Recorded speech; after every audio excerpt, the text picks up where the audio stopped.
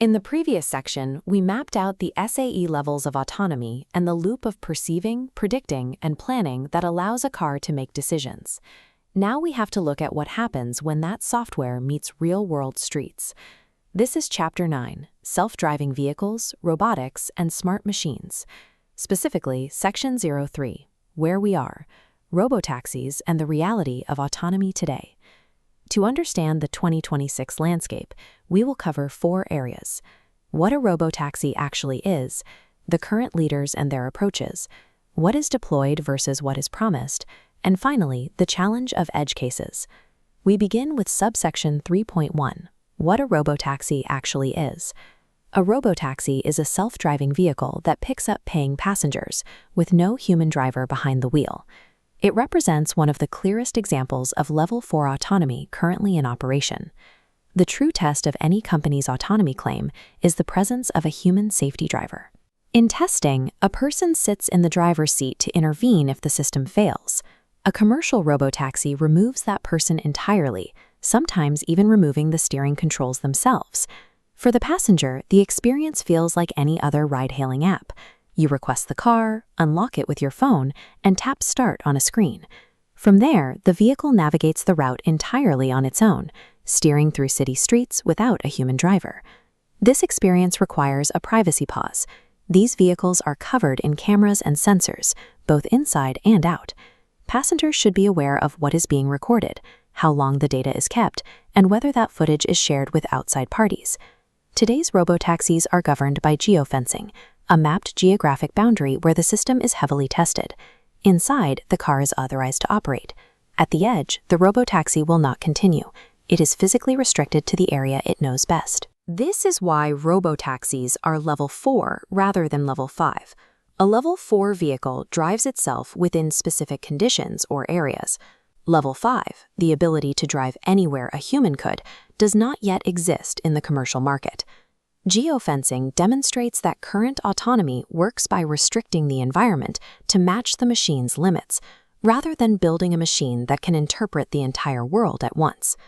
This brings us to subsection 3.2, the current leaders and their approaches. This table highlights the core engineering disagreement in the industry.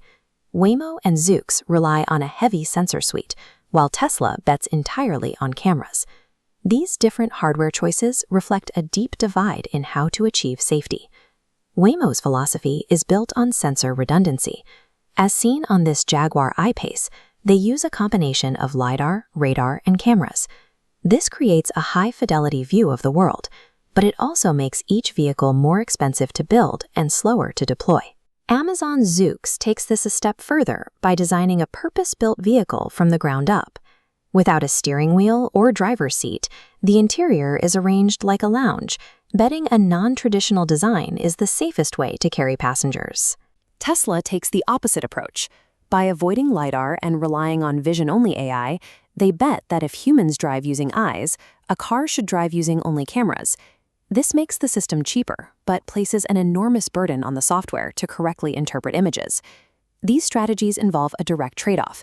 Waymo accepts higher costs for verified reliability today, while Tesla accepts intense regulatory scrutiny for the chance to scale faster tomorrow.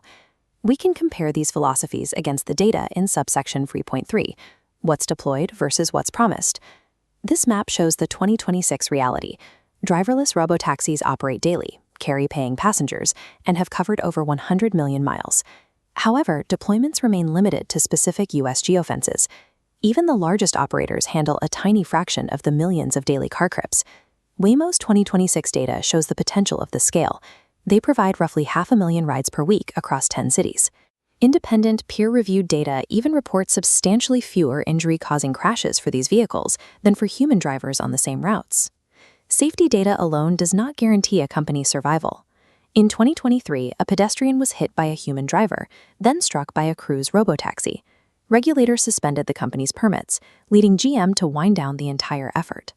The Cruise shutdown proves that public trust and regulatory permission are just as critical as technological capability. A single severe incident can end a program, regardless of its previous safety record.